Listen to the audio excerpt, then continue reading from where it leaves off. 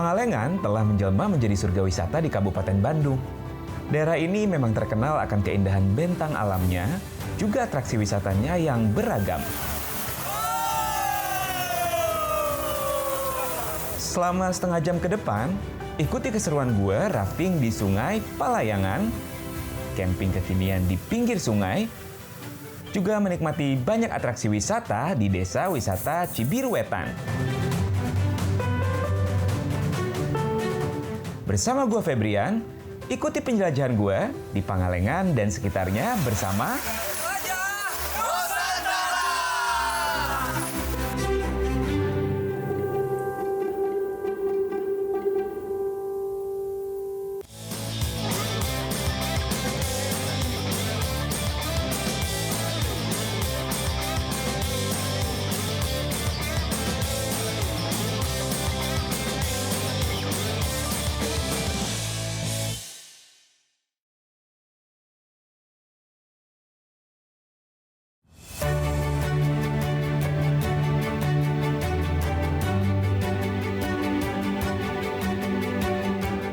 Pangalengan emang punya daya tarik sendiri.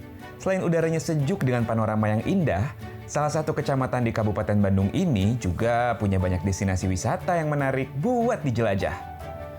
Wajar kalau kemudian Pangalengan selalu menjadi tempat untuk menghabiskan waktu di saat libur akhir pekan ataupun libur panjang. Halo Kang, saya Febrian dari Jelajah Nusantara dengan Kang siapa? Saya Kang Aceng. Oke, Kang Aceng. Ini mau nanya-nanya tentang rafting nih. Kan saya mau rafting nih ya. Okay. Boleh ya? Boleh, boleh. Jadi kalau misalkan rafting di Sungai Palayangan itu, kan dibilangnya situ Cileunca, Sungai Palayangan. Jadi sebenarnya raftingnya di mana nih? Bingung. Nah, untuk raftingnya nanti sungainya ada di balik bukit sebelah sana. Jadi kita start awal ini dari danau dulu. Oh, memang dari sini? Iya, dari situ sini dulu. Cilencanya. Jadi nyampe depan kita nyebrang dulu. Oh gitu. Ya. Nah, kalau misalkan kita mau rafting, satu boat itu bisa buat berapa orang? Nah, itu batas maksimalnya 6 orang. Misalnya kita ada 7 orang atau 8 orang itu dibagi 2 perahu. Apa sih yang ngebedain dibandingkan sungai-sungai yang lain gitu? Nah, kalau untuk ngebedain di sungai-sungai yang lain, biasanya kalau arum jeram atau rafting di sungai-sungai besar itu kadang-kadang kita cuma dapat standing wave-nya aja, jadi jarang jeramnya. Nah, kebetulan di sini kan sungainya kecil ya kalau untuk Sungai Palayangan, tapi untuk jeramnya lumayan banyak, lebih ekstrim juga. Kalau untuk batas usia nih, biasanya untuk anak-anak minimal berapa tahun deh? Nah, kalau untuk batasan usia biasanya dari 10 tahun ke atas. Itu dari 10 tahun ke atas. Dari 10 tahun ke atas, yang di bawah 10 tahun itu belum bisa untuk rafting. Untuk jarak sendiri nih, Kang. Dari start sampai finish itu biasanya makan waktu berapa lama? Nah, kalau untuk waktu biasanya 1 jam sampai 1 jam setengah. Oke, jadi kita harus spare waktu tuh ya. Startnya buka jam berapa nih? Udah mulai bisa? Nah, sebenarnya kalau untuk buka mau pagi banget juga udah buka. Cuman biasanya kalau tutupnya di sini itu jam 5 udah harus habis dari atas, dari startnya. Oke, berarti paling terakhir jam 5 gitu ya. Ya, jadi Sobat Pesona, kalau mau cari tempat rafting yang buka sepanjang tahun, nggak ada tutupnya, terus juga harganya relatif murah dan jaraknya dari Jakarta juga cukup dekat ya ke Bandung ya. Bisa langsung aja ke sini ke Pangalengan ya, di Sungai Palayangan gitu ya. Oke, terima kasih Kang. Kalau gitu kita mau langsung mulai aja, siap-siap? Oke, siap. Ayo. Yuk.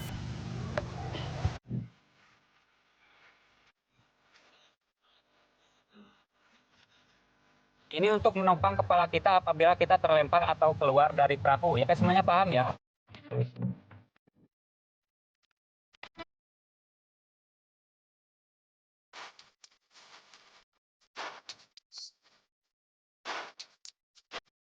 Belum juga rafting, udah keduluan seru dengan menyeberangi situ Cileunca ini. Oke, kita jalan.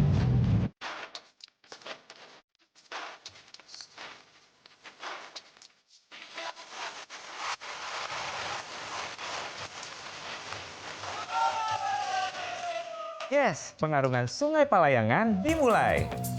Karena bersumber dari situ Cileunca, Sungai Palayangan memiliki sumber air yang relatif stabil dan tidak ada kekhawatiran banjir bandang. Sungai dengan panjang 5 km ini memiliki penampang sungai yang tidak terlalu lebar, seperti pada sungai pada umumnya, sehingga memungkinkan untuk mengatur tim penyelamat di darat. Jadi, bagi pemula dan Sobat Pesona yang ingin mengajak keluarga, juga tak perlu khawatir, karena ada tim rescue yang selalu siaga di jeram-jeram tertentu. Adrenalin sudah mulai terasa. Arus sungai yang deras di musim penghujan mulai menyambut, membuat perahu bergerak cepat mengikuti aliran air. Dan di sini sensasi arung jeram benar-benar mantap. Meski sudah sering melakukan rafting, tetap saja ada perasaan tegang dan takut. Tapi itulah yang membuat setiap detik petualangan rafting ini menjadi semakin seru. Menaklukkan setiap jeram di Sungai Palayangan memberikan kepuasan tersendiri. Apalagi saat perahu berhasil melewati jeram yang terjal dengan arus yang deras. Tapi perahu tetap bisa stabil. Itu baru luar biasa. Serunya pengarungan makin lengkap dengan panorama yang disuguhkan. Di sepanjang perjalanan, gue disuguhi pemandangan hutan rahong yang lebat dan perkebunan teh Malabar. Sesekali juga mendapati beberapa camping area di tepi sungai. Karena letaknya yang berada di ketinggian 1.500 mdpl, Sungai Palayangan memiliki air yang dingin dan jernih. Pantas kalau rafting Sungai Palayangan direkomendasikan sebagai salah satu spot rafting terbaik di Jawa Barat.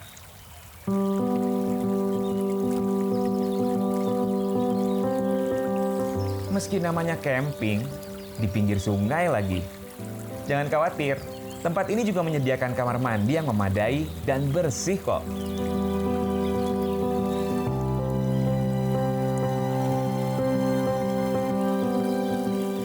Sore, duduk di depan tenda di pinggir Sungai Palayangan, ditemani suara gemericik aliran sungai, juga suara binatang-binatang di hutan, menjadikan suasana sangat tenang dan nyaman. Buat rekomendasi liburan, gue selalu mencari referensi di website indonesia.travel. Sobat, gue udah selesai rafting dan sekarang saatnya gue beristirahat di salah satu cabin yang posisinya itu ada di samping Sungai Palayangan. Dan besok kita mau berburu sunrise, jadi sekarang saatnya istirahat dulu.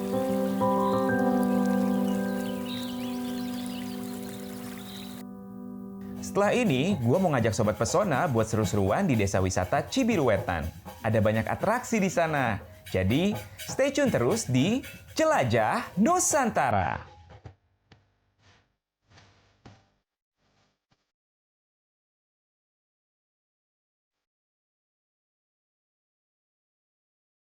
Bangun pagi di kawasan Pangalengan memang sesuatu yang mahal banget.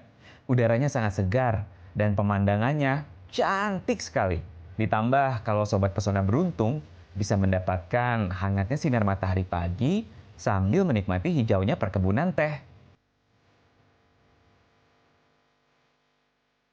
Bener-bener jadi mood booster buat ngejalanin hari dan jadi tempat yang pas buat ngerilis lelah. Selamat pagi Sobat Pesona. Tuh lihat deh panorama di belakang gua. Bener-bener memesona banget. Hamparan kebun teh yang luas, udara yang sejuk. Bener-bener syahdu.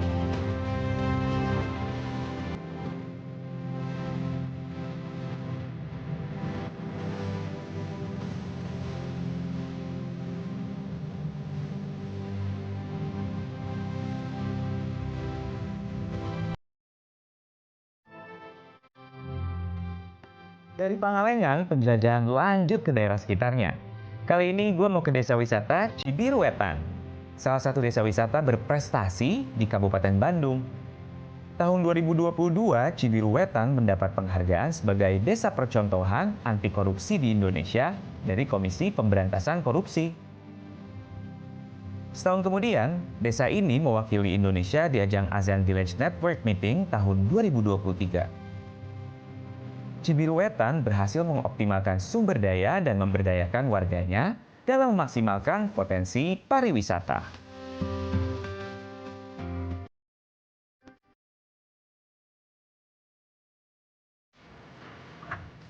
Kang Inyong? Siap, Kang Febri? Iya betul. Siap. Salam kenal ya. Senang banget akhirnya kita ketemu. Kang, di sini di desa wisata Cibiruetan ini kan masih enak banget nih, asri, nyaman gitu ya, dan masyarakatnya juga pada ramah gitu. Gimana caranya mensinergikan antara wisata, masyarakat, dan sumber daya alam yang ada di sini? Nah, Kang Febri, kebetulan kita itu tidak fokus terhadap destinasi. Jadi kita itu wisatanya lebih fokus terhadap wisata, atraksi, pemberdayaan masyarakat. Oh gitu. Contohnya ada ulin ke sawah, kemudian ada prasusu sapi, buat orang bersama warga, dan juga ulin sampah. Nah, dan satu lagi ada yang namanya itu ekoenzim. Itu pengolahan sampah juga sama, tapi itu pakai pipa pintar. Oh gitu. Iya, nanti Mas Febri bisa lihat langsung produknya dan contoh alatnya kayak gimana. Ayo, ayo.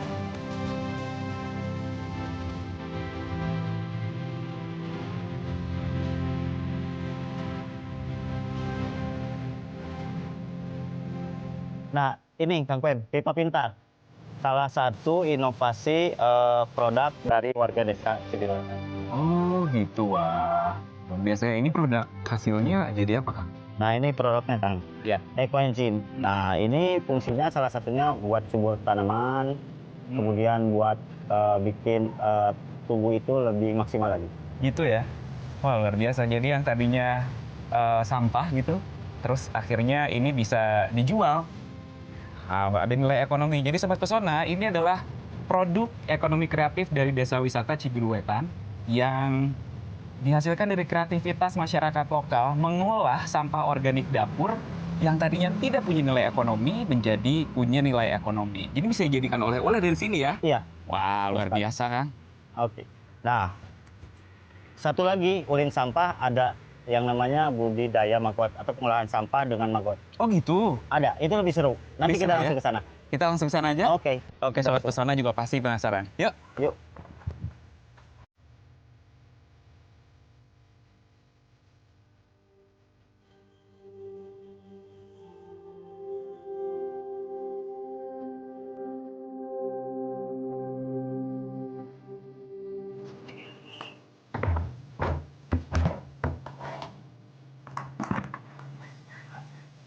Halo Pak. Oh. Febrian dari Jelajah Nusantara. Ini saya sebagai orang awam dan juga pasti Sobat Pesona di rumah juga orang awam. Pengen tahu prosesnya dari awal banget sampah sampai akhirnya bisa digunakan kembali itu prosesnya apa aja Pak? Jadi kita ambil sampah nanti kasihkan ke maggot, sampahnya dimakan oleh maggot dan maggotnya akan saya kasihkan langsung nanti sama hewan-hewan ternak. Pak boleh lihat proses ngasih makan maggotnya? Boleh? Ayo. Ayo boleh, siap. Wah Sobat, kayaknya gue belum terbiasa nih sama baunya.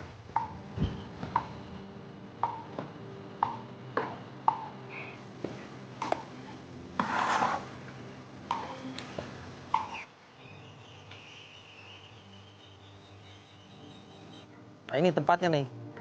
Tempat penyimpanan maggot di sini. Langsung dimakan ya? Langsung dimakan. Kan ini udah masuk fresh maggot nih. Maggotnya udah dewasa.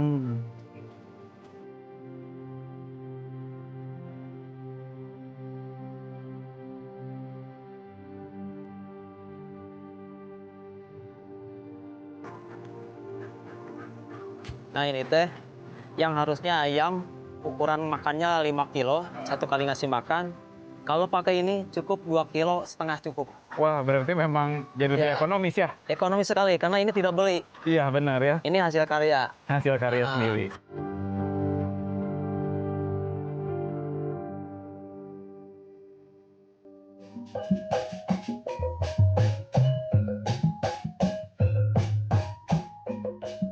Halo, Selamat Mas. datang. Saya Febrian dari Jelajah Nusantara. Kang Febri, saya Mang Empe. Selamat Oh. datang di Dom Awi Cibiruetan. Ini Siap. tuh lagi latihan? Ya, ini tuh teman-teman anak-anak desa yang di sini tergabung di Sanggar Tari Dapur Pambarep dengan minat bakat tari dan karawitan. Oh Kang Febri. gitu. Iya. Wah. Nah kebetulan. kalau ini tarian apa, Mang yang lagi dilatih? Ini khasnya orang Sunda, khasnya Bandung. Itu namanya kangsreng. Lagi belajar kangsreng ini. Kangsreng. Kangsreng, betul. Wah. Itu ceritanya tentang apa, Kang? Kangsreng? Itu adalah ceritanya membawakan secara fungsinya adalah hiburan. Jadi mereka ini, tarian ini adalah diambil dari sebuah inspirasinya adalah masyarakat ketika sedang bersuka cita. Oh gitu. Ya, jadi tanda syukur kepada sesama, kepada alam dan kepada Tuhan tentunya. Wah. Begitu. Filosofinya bagus banget ya. Saya jadi penasaran, mau lihat boleh? Wah, boleh sekali sambil duduk, Oh, iya. duduk silakan. Boleh. Boleh. Nah,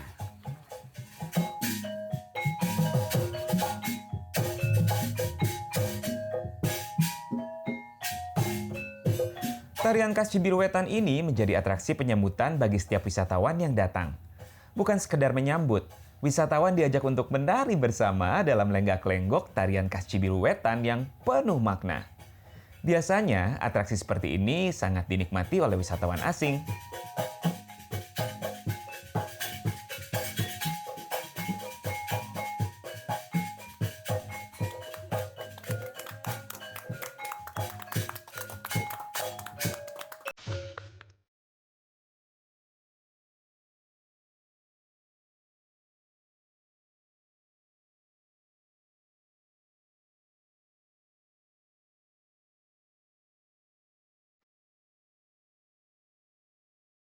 Atraksi berikutnya adalah Ulin ke Sawah.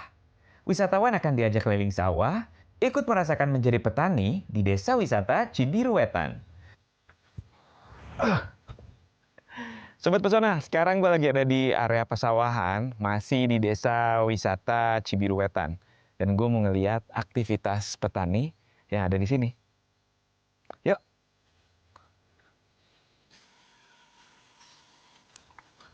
Punten. Oh ya, mangga, mangga. Halo Pak. Iya. Saya Febrian dari Jelajah Nusantara. Oh, Pak Aep. Oh, Pak Aep. Iya. Oke, Pak Aep. Iya. Ini saya mau lihat-lihat nih dan Oh, iya. sekalian mau ikutan beraktivitas. Oh iya, iya, iya. Di sini boleh? Oh boleh, boleh. Pak Aep ini lagi ngapain tadi? Ini lagi bikin parit karena kalau udah musim begini waktunya dikeringin. Jadi airnya biar habis.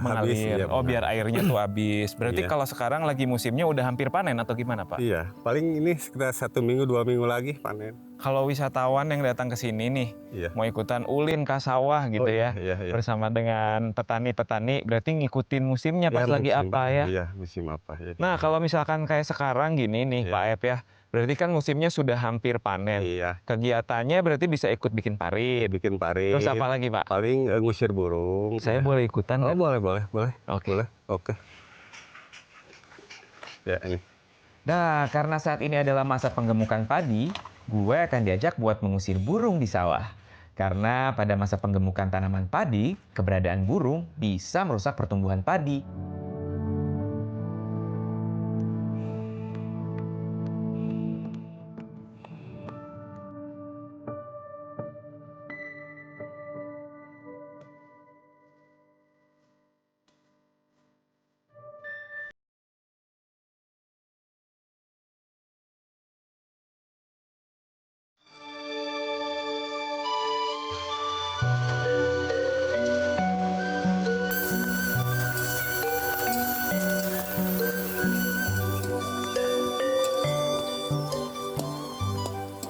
Punten, Mangga. Mau kemana, Mas? cuma lewat aja, Bu. Lagi apa, Ibu? Ini lagi masak kangkung, Mas. Oh gitu? Iya. Buat apa? Buat botram. Botram itu apa, Bu? Botram itu makan bareng. Di Oh. saung sama ibu-ibu. Boleh ikut? Mangga. Saya bantuin ya. Mangga.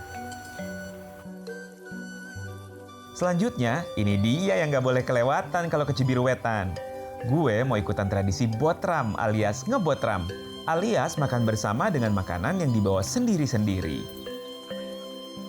Ada banyak menu Sunda yang dibawa pastinya. Nggak ketinggalan lalapan yang seger-seger dan sambalnya yang pedes. Nah, Sobat Pesona, ini yang membedakan tradisi botram dengan tradisi makan bersama lainnya di Indonesia. Kalau biasanya tuan rumah yang menyediakan makanannya, tapi kalau botram ini yang datang yang bawa makanan lalu dimakan bersama. Oke, selamat makan. Tradisi ini terus dilestarikan sampai sekarang karena memuat nilai-nilai persaudaraan dan menciptakan rasa kekeluargaan di tengah masyarakat.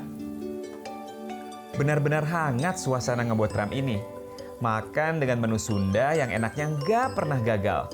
Sambil ngariung, ngobrol ngalor ngidul untuk mempererat tali Bisa persaudaraan. berat, bisa ringan. Kalau kata orang berat, belum tentu menurut kita berat.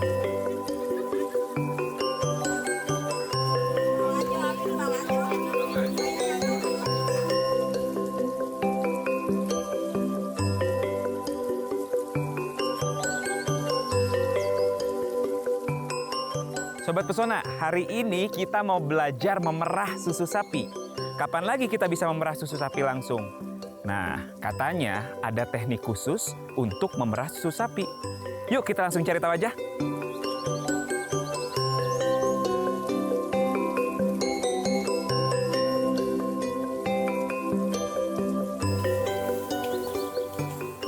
Punten. Mangga. Kang, saya Febrian dari Jelajah Nusantara. Ya, Dengan Kang siapa? Yusuf. Kang Yusuf. Kang Yusuf, ini mau tahu gimana caranya memerah susu sapi. Bisa? Bisa. Oh gitu. Ini Iya. pas lagi waktunya nggak? Ya, waktunya Satu hari berapa kali emang? 2 kali. 2 kali ya? Berarti pagi dan Ya, sore gitu. sama sore. Iya. Di sebelah mana? Sebelah situ. Situ? Iya. Mangga.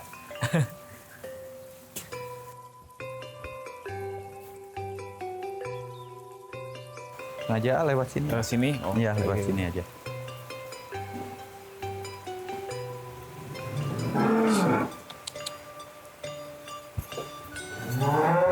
Yang mana yang ini? Ya, yang ini. Oh, oke.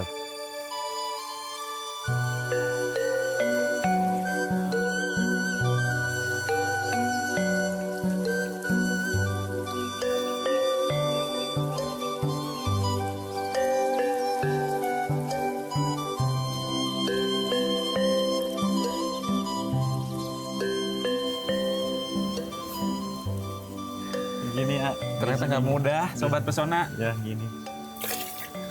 Lihat Ayusuf Jadi- kayaknya mudah gitu ya. Dari atas ke bawah, dari tangan Oke. ini ke sini ya. Oke. Ini kan turun ke bawah. Oh, Kalau misalkan oke. ini mah kan justru Nggak di mau sini ya. Oh gitu. Iya. Saya coba lagi ya. Ya.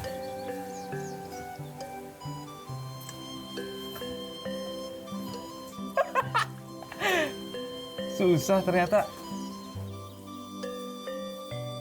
Sobat Pesona, ini dia nih susu sapi yang tadi udah kita perah. Langsung aja kita cobain gimana rasanya susu sapi langsung dari sapinya.